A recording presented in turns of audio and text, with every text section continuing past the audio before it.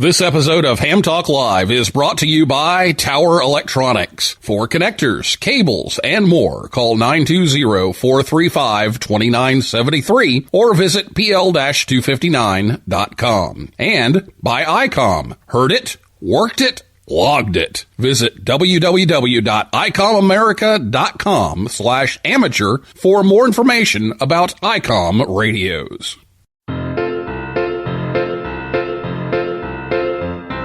Standing in the snow with a brand new radio, catching the ISS, satellites are the best. Update on the roof, repeater down the street. What fun it is to make contacts with everyone I meet. Oh, radio, radio, cute and folks 1A. I like to get all the gifts around the USA. Hey, radio, radio, cute and folks 1A. I like to get all the gifts around the USA.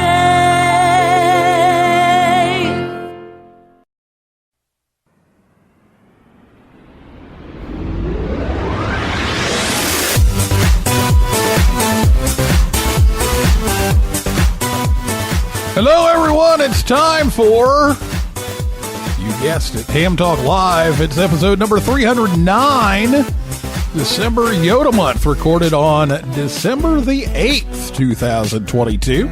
I'm your host, Neil Rapp, WB9VPG. Thanks for tuning in to this episode of Ham Talk Live. Tonight we're joined by Kees Van Oosbree, WØAAE. Last week, or last episode, actually, Marvin Turner, W0MET, was here to talk about Winter Field Day. So if you missed that show, you can listen anytime at hamtalklive.com or on your favorite podcast or app or on YouTube. But we've got another special event, YOTA Month, we're going to talk about. And actually, the next episode is going to be the 12 Days of Christmas special event. So all kinds of special events going on right now in the wintertime when you know, you can't just run outside and throw up a tent and get on the normal field day. So we're going to talk with Kees about December YOTA Month right after this word from ICOM America right here on Ham Talk Live. Happy holidays from ICOM. Spice up your ham shack this season with one of ICOM's popular handhelds, mobiles, or base stations. These radios are perfect for working your favorite bands while staying inside or venturing out this winter. It's the most wonderful time of year to give the gift of ICOM. The IC705 is the perfect sidekick and QRP companion. Base station features and functionality at the tip of your fingers, but in a portable package. HF, 6 meters, 2 meters, 70 centimeters. It's all there. Compact rig weighs just over 2 pounds, has RF direct sampling for most of the HF band and IF sampling for frequencies above 25 megahertz. It has a 4.3-inch color touchscreen with live band scope and waterfall, 5 watts with a battery, 10 watts with the power supply, and it does full D-Star functions, AM, FM, CW sideband, has Bluetooth, wireless LAN, integrated GPS. It's all there in the IC705 and the optional backpack with a special compartment for your IC705 and room for accessories. The ID52A is a VHF UHF dual band handheld with D-Star and FM dual mode functions. It's the first handheld with a full color 2.3-inch waterfall display. The radio supports conventional FM communications and D-Star simplex, repeater, regional, and worldwide calls over the D-Star Internet Gateway. You can even send photos over D-Star with a connected Android device. It has a wideband receiver, and it's IPX7 waterproof. The ID52A is a perfect companion to the IC705. They both use compatible batteries and headsets headsets, and you can use the same Android app for D-Star operation. And you can create your own band opening with the IC9700. It brings direct sampling to the UHF VHF weak signal world, and it's an all-mode transceiver loaded with innovative features sure to keep you busy. Faster processors, higher input gain, higher display resolution, and a cleaner signal. It has the 4.3-inch color touchscreen, real-time spectrum scope and waterfall, smooth satellite operation with 99 channels, dual watch operation, and full duplex in satellite mode. And finally, the IC7300 is a high-performance HF transceiver with a compact design that will far exceed your expectations. The transceiver digitizes RF before various receiver stages, reducing inherent noise in different IF stages, and changed the way the entry-level HF rig is designed. The real HF fun starts here. Happy holidays from ICOM. So visit ICOMamerica.com/amateur for more information on ICOM radios. Here's the snap. Rapp takes the rig. He breaks through the pileup. He's on 80, now 40, now 20, 15, 10, 2 meters. Touchdown, Ham Talk Live.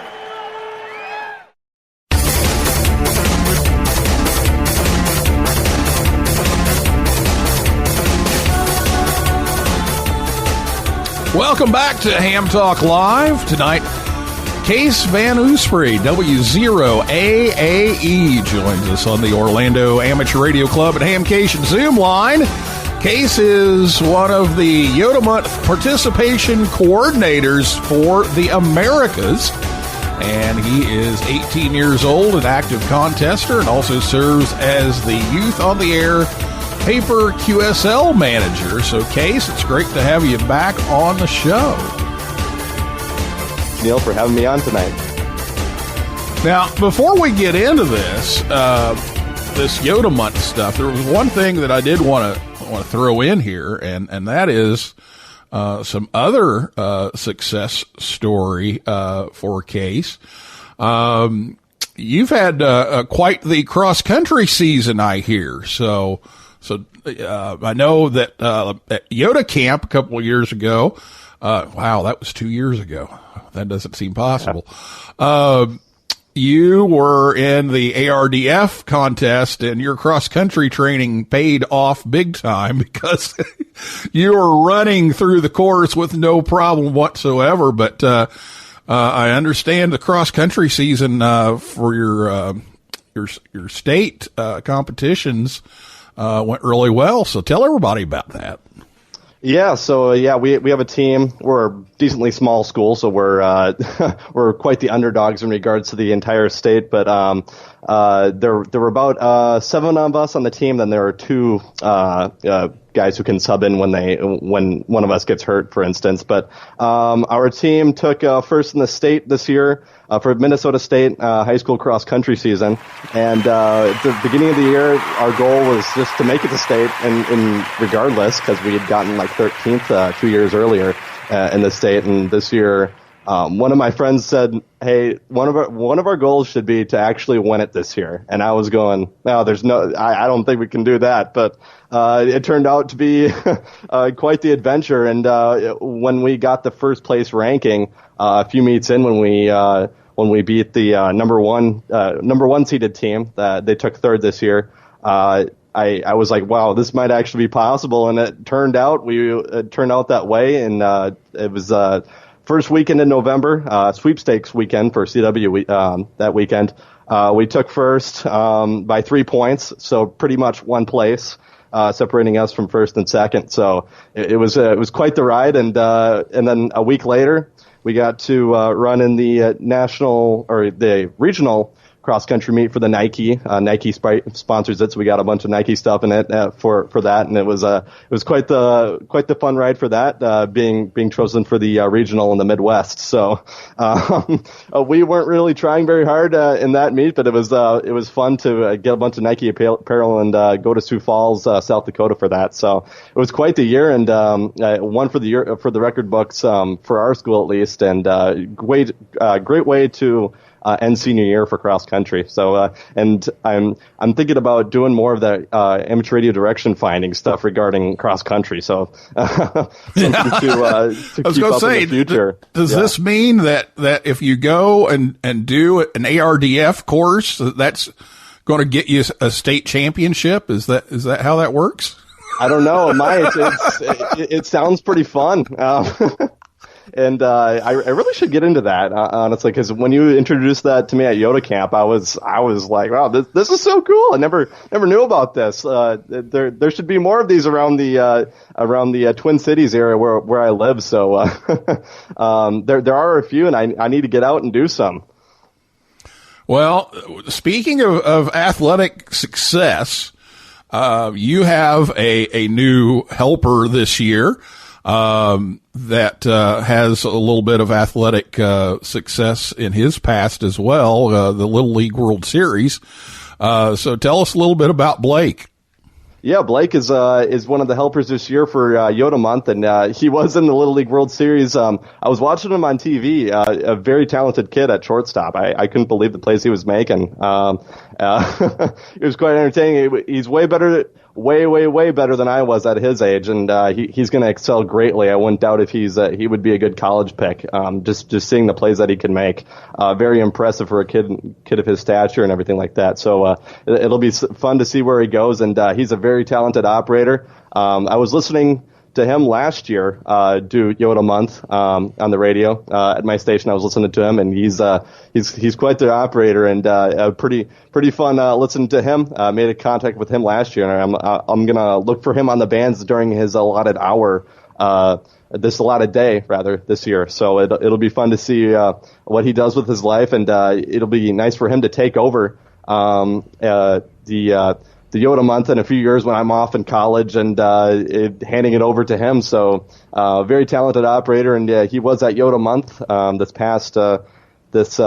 past summer. So very talented operator, and can't wait to see where he goes with amateur radio in his life.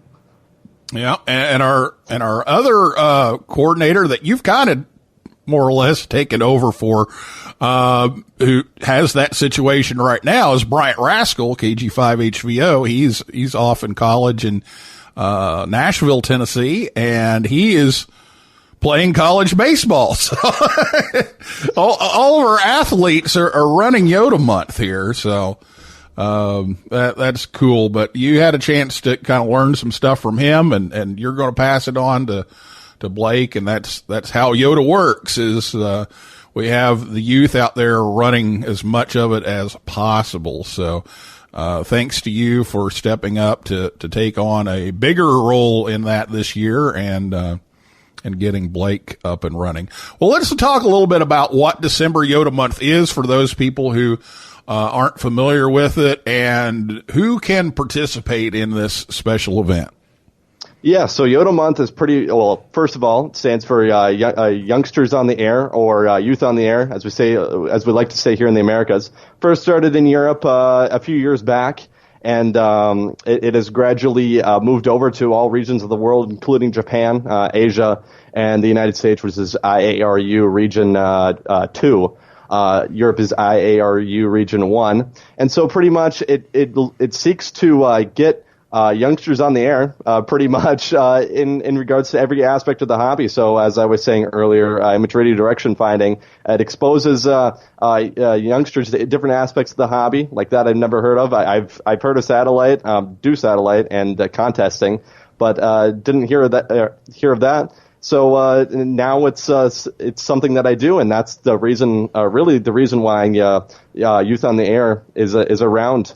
It exposes the youngster to different aspects of the hobby, while exposing them to older people who can mentor them throughout their ham career here. And it's pretty much it's based on what the ham operator wants to achieve. So it's kind of their adventure to find out what they'd want to do in this hobby. What do they really enjoy? And that's the tools that Youth on the Air really puts forward for each of us.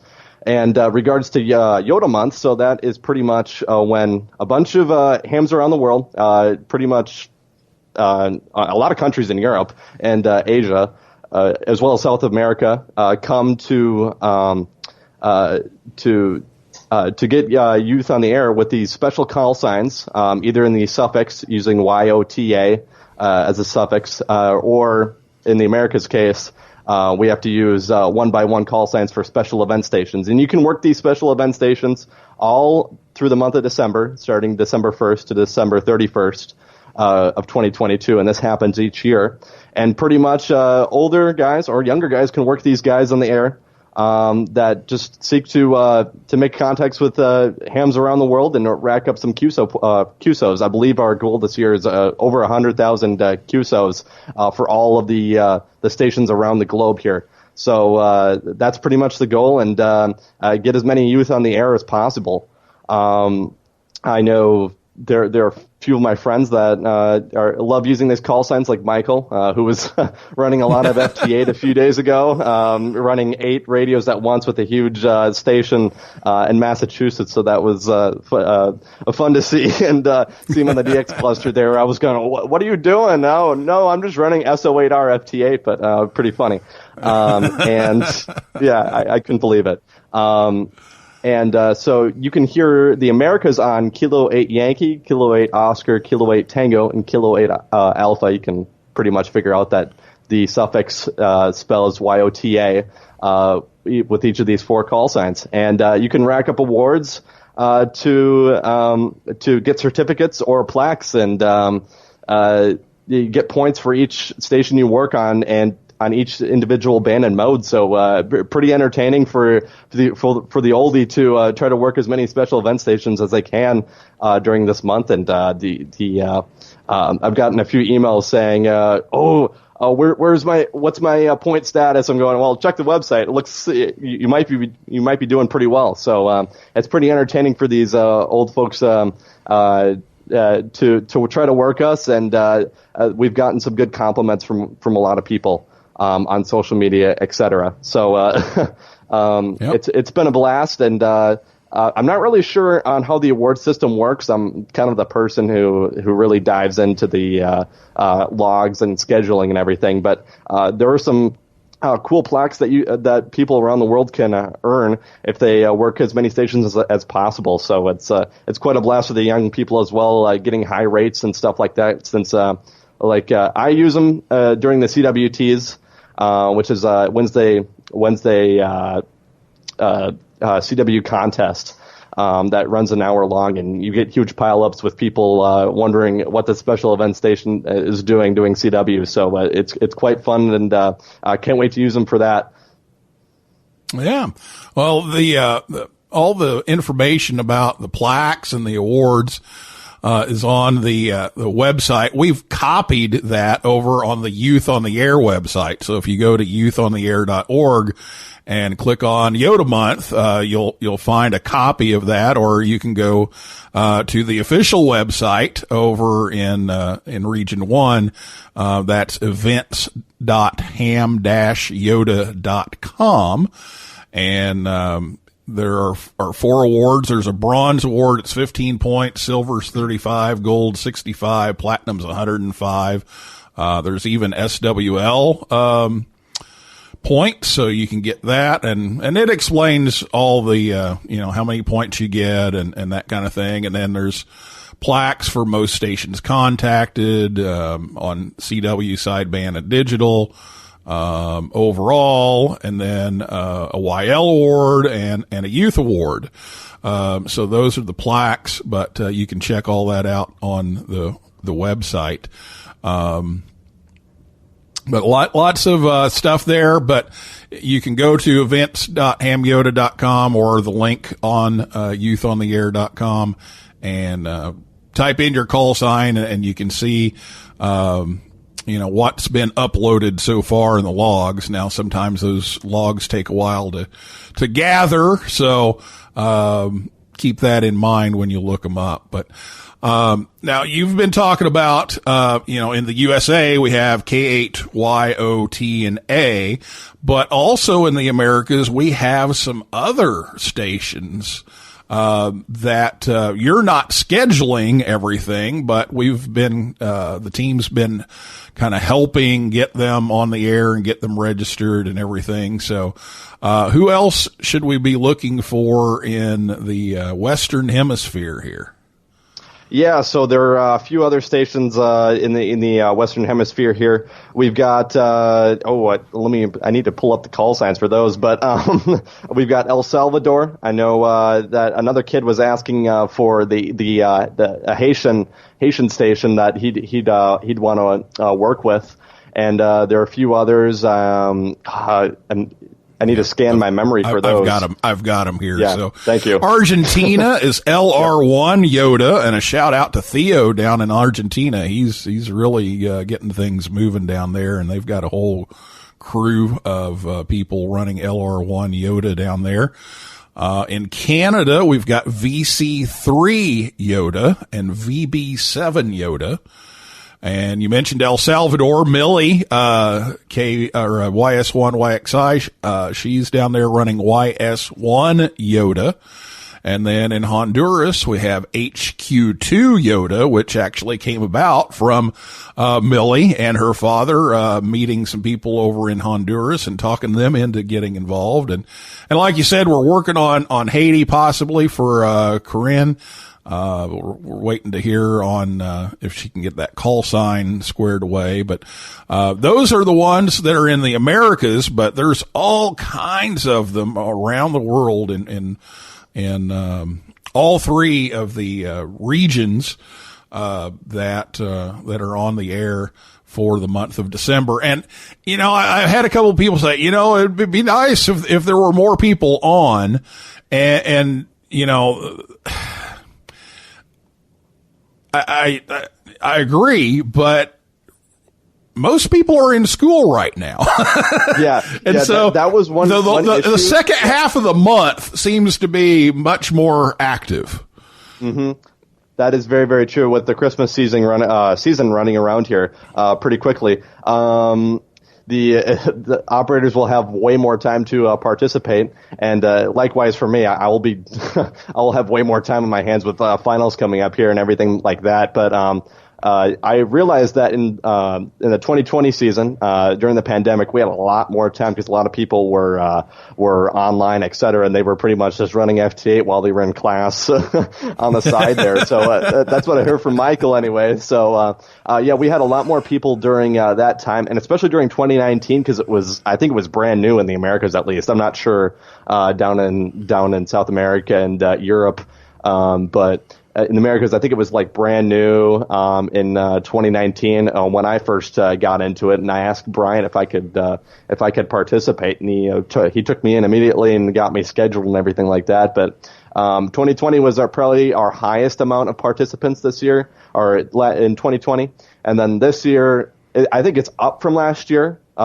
Because I've gotten a way more younger hams, even technicians that say they can run 10-meter FT8 or phone or whatever since the new solar cycles kicked in, and we have more propagation on 10 meters. And so we've gotten a lot more technicians asking to be put on the list, and it's very fun because there are some technicians that are pretty much brand new. They're 3 months into the hobby, and they're looking for something to do during this Christmas season. So it's quite fun to get all of them on board, and I hope they stay with it because I put them on a list for future emails, and hopefully they can get on the list for some other YOTA activities, including the camp. So promoting that is one of our huge things is promoting the camp, and hopefully more people this year will come from South America and North America, and we'll get sticked into this December YOTA month. So it's been quite the adventure, and I hope to get more people into it. Yeah, there's been a lot of activity so far, and like I said, there'll be more after school winds down here, at least in this area. But there's actually a large contingent of people that are operating remotes, and I know you're a part of the Remote Ham Radio RHR Youth Initiative. And, Michael was on one, running SO8R. But we've even got some people over in Europe, right, that are running remotes in the US. Yeah, so this is really, really interesting. So I got an email just a few days ago from a JA station. Speaking of Europe, too, there have been a lot of guys who have been operating 9A1TT, which is also on the RHR network. So guys who do not have call signs that pertain to the Americas can use Richard's station, which is just phenomenal. We have 2 stations on the youth network that are just great. They're amazing stations. I've tested them out myself because generals can use the 9A station, but it's quite amazing, and they can use that station to make a ton of contacts with their 9A call sign. But I got an email a couple days ago from a JA station, a youth JA station who also has his American call sign. And I didn't realize it before because he contacted me. He's like, "Hey, can I run RHR into the Americas?" And I was like, "Well, you have to have your American call sign. You can't just do that." And he was like, "Oh no, here's my American call sign." And I was going, "Okay, then I'll give you the call sign. Yeah, go at it." So it was quite fun to know that a JA station wanted to run our call signs, and they can do that because they have an American they have an American call sign. So he decided just to get on there immediately and used RHR, which is just amazing. Ray W2RE has been adding stations to the network. Like we got another 9A Croatian station recently, which is just amazing for contesting. Runs 1500 watts, and the Flex radio system really pairs well with RHR. So Ray's been doing a lot for us youth, and it's been fun to really have him as a team member. And I think we might get Jonesport. We did last year. We got Jonesport last year, which is Ray's flagship station on the network, which is amazing because I got a huge pile up on that station last year into the Middle East. I was here in Middle East as well as Europe, and I couldn't pick out a call sign on phone. So hopefully he continues helping us youth out with youth on the air. And another thing is the YOTA contest is coming up here as well. December 30th. I'll be operating that from K1TTT remote. Hopefully I'm hoping to do my best in that 3-band, but you'll hear those call signs during the American call signs rather in that contest. I'm going to be operating K8Y and rack up as many contacts as I can and add them to the awards log. So that gives you another chance to get into another contest before the end of the year here, which is on December 30th. And us youth love contesting. At least most of us do, and it'll be fun to use this call sign because I noticed that you get way bigger pile up than with my normal call sign in the contest. So it'll be fun to see what happens, and I can't wait for the YOTA contest coming up here. It's one of my highlights of the year. Yeah, that's a 3-time-a-year contest, and they always put that December 30th in there for YOTA Month to coincide, and works out really well. All right, well, it's time to take a break, so we're going to do that, but we're going to come back and talk to Kees about the QSL information and some other stuff about YOTA Month, and there's some camp news to talk about, so we'll do that right after this word from Tower Electronics right here on Ham Talk Live. His 2 cents is worth $37 in change. He once ran a marathon because it was on his way to Dayton. He works FT8 by ear. He once worked North Korea on every band in 1 minute using only a microwatt. He slowed down his code speed to work a de-expedition to 200 words a minute. He is, indeed, the most interesting ham in the world. I don't always put on my own PL259s, but when I do, I prefer them from Tower Electronics. Stay resident, my friends. Tower Electronics has all the adapters, cables, connectors, and yes, PL259s you need at a hamfest near you, or visit pl-259.com.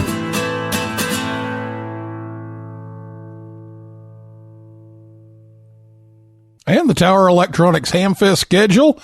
Plant City, Florida this weekend, December 9th and 10th, and then they'll be taking some time off. And then back on the Hamfest circuit down in Florida, mostly in January. But you can visit them anytime, anywhere at pl-259.com. What's that call sign again? WB9VPG. That's right, Delium-9 Bane-Tay Pterodactyl Gnat, right?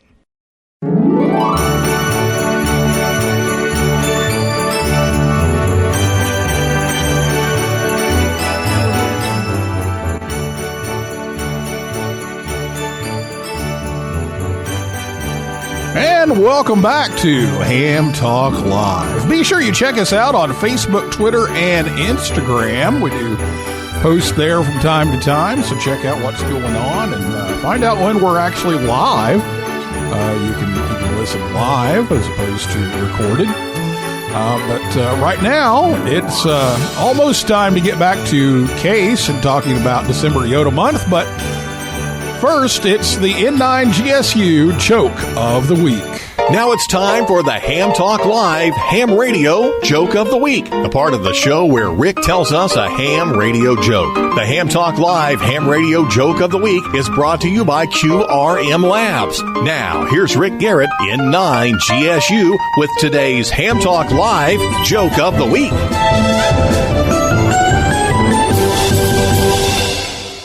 Last week I went shopping and bought a brand new HF rig, and the next day I got an email from my bank congratulating me on my purchase. Told me I had an outstanding balance. This has been the Ham Talk Live Ham Radio Joke of the Week with Rick Garrett, N9 GSU. Tune in again next week for another joke from Rick. All right, welcome back to Ham Talk Live. We're here with Kees Van Oosbree, WØAAE. He is one of the participation coordinators for the Americas for December YOTA Month, a month-long special event. All the operators are under 26 years old. And this is an event sponsored by the IARU Region 1 Youth Working Group. And the website, events.ham-yota.com, or we've copied it over on youthontheair.org. You can visit the site for the Americas as well and get the same information. But if you want to check your logs and everything, you need to go to the official website.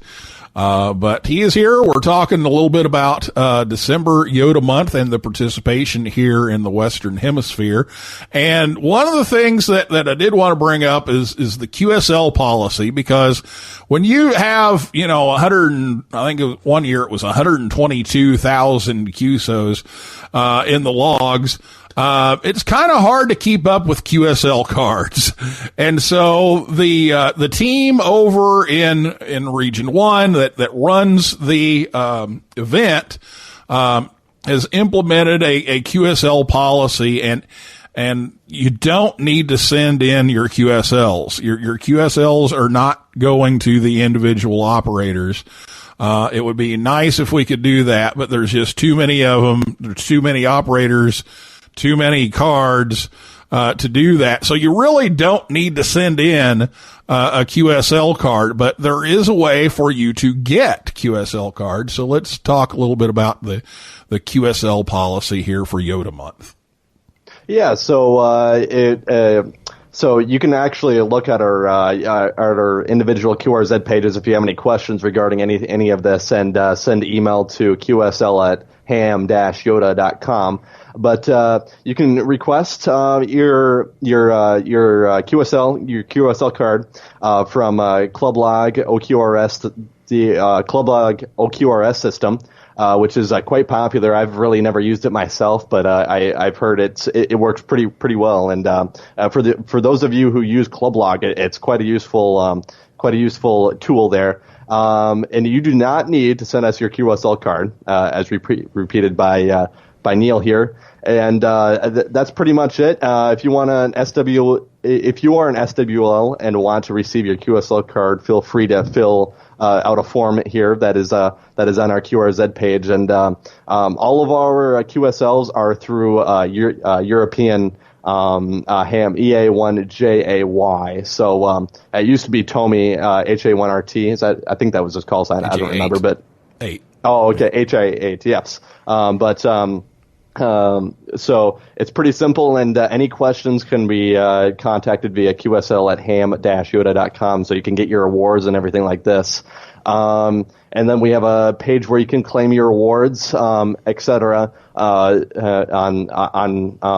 the QRZ page. So check out our individual QRZ pages, and there are links all over the place on there that you can access QSL information. And bureau cards, it looks like will be available to receive the QSL card via the bureau. You have to be a member, of course. So that's a good thing to remember. So that's pretty much it. And so it does not go through the U.S.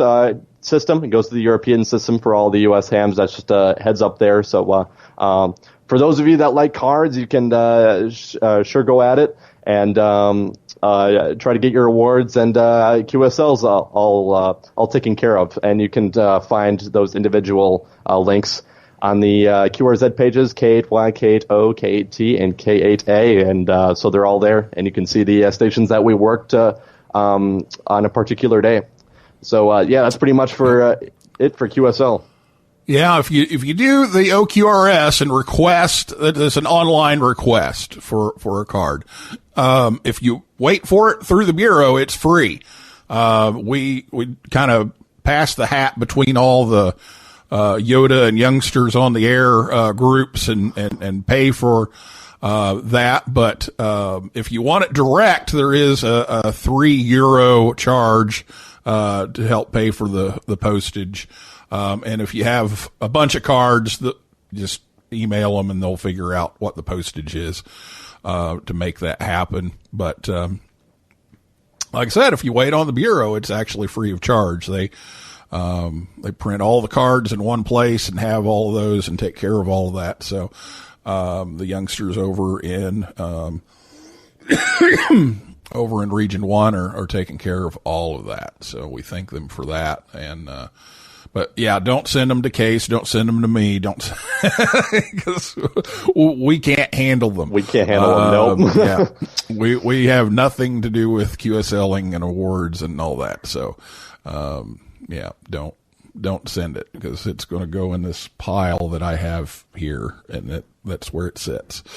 So, anything else we need to talk about here about YOTA Month before we kind of switch gears to YOTA Camp, because we've got some news on that? Well, nothing really much here. I just wanted to say that for all of those satellite operators as well, I know KE8RJU is doing some satellite operating as well. So for those who like 2 meters and 70 centimeters long distance contacts, go ahead with satellite and you'll have a fun time. So KE8RJU. Grace has already been stacking up the 2 meter and 70 centimeter contacts on linear satellites here. So it's pretty fun to see what she's doing, and she's been sending me a lot of logs here to upload. So it's for all those people who love satellites. Try to look for us on the satellites with KE8RJU and others. So that's it about YOTA Month. All aspects of the hobby, I guess, are on the air. All right. Well, the big news on the camp front, of course, we've known for a while that camp's going to be in Canada this year. So Radio Amateurs of Canada is the host organization. So thank them for hosting the camp. But we'll be programming the camp for the third year now. over here in the Americas, and applications are now open. So they opened just about a week ago. So if you know a young person under 26 years old that is licensed, we've got a great summer camp program. It's going to be in July this year. We alternate June and July. Because different schools get out at different times and different extracurriculars start up earlier and later. And so, we try to alternate June and July from one year to the next. So this year is our July year.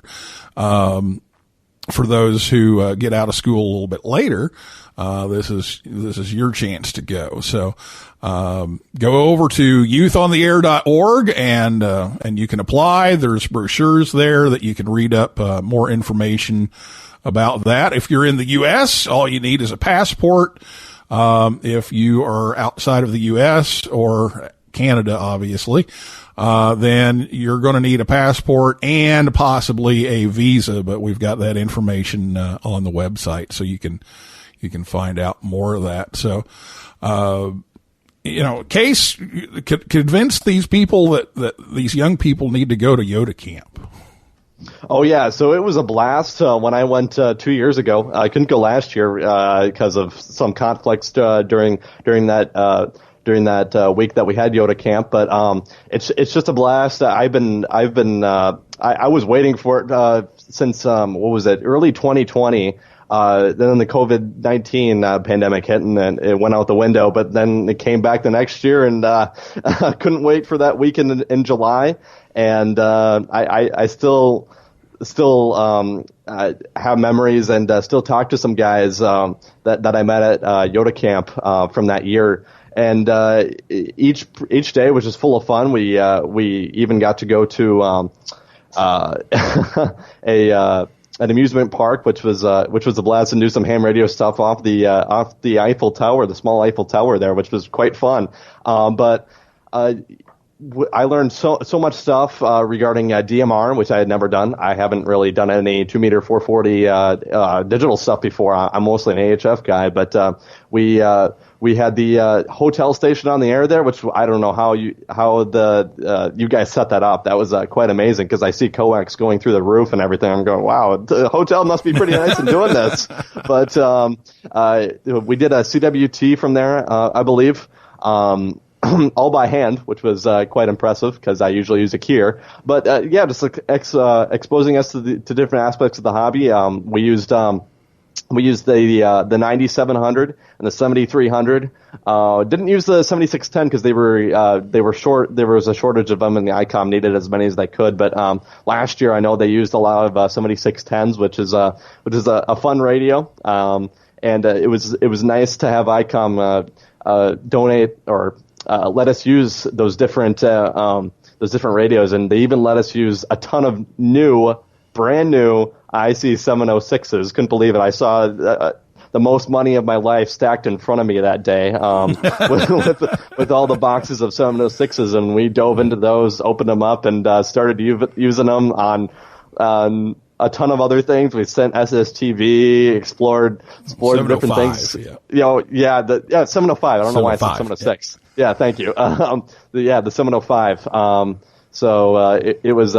It was pretty fun. We got to use them during satellite passes, and even one thing that I'm getting into now is amateur radio balloons. I had never done high altitude or medium altitude balloons before, and I never really expressed a big interest in it until that YOTA camp. I was like, wait, this is so cool. So now I've got a helium tank here, and I'm going to do it here pretty soon. I got a little transmitter, and I'm waiting on a balloon right now that I'll put up here pretty soon because thunderstorms have kind of moved away from the Midwest area, so the winter's pretty good for sending up balloons. But that's one thing that I had never done before, and YOTA Camp exposed me to it, and it was cool just seeing where our balloon was on the map. And now guys I've been contacting a lot of guys on how to do this stuff, and they've been open to it. So really just exposing us to different aspects of the hobby. I keep saying that, but it's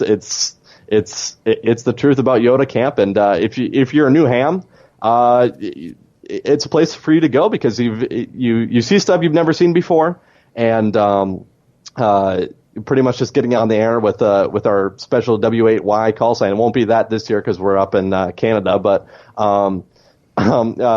making as many contacts as possible during that period as well. The classes were amazing on contesting and on other things. So I hope to get up there again sometime. Maybe not this year, but maybe sometime in the future I can head up to YOTA Camp again and meet all the great guys that put this together. N0SSC and a bunch of other guys, and I talked to Sam. What's his call sign? I don't remember what's his call sign again. LRC.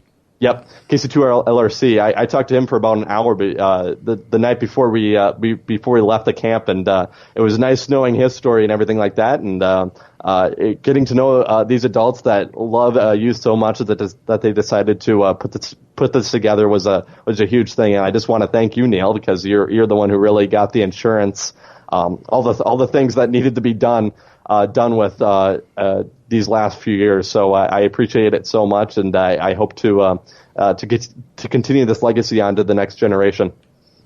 Well, that's the key is continuing it on, and I appreciate the thanks, but the thanks also is hearing stories like this, that, hey, I didn't do this before, but now I know about it, and now I know people that I can talk to and help do these things, and make it happen yourself. And when I get done recording this interview, I actually have to switch gears and record this week's amateur radio newsline.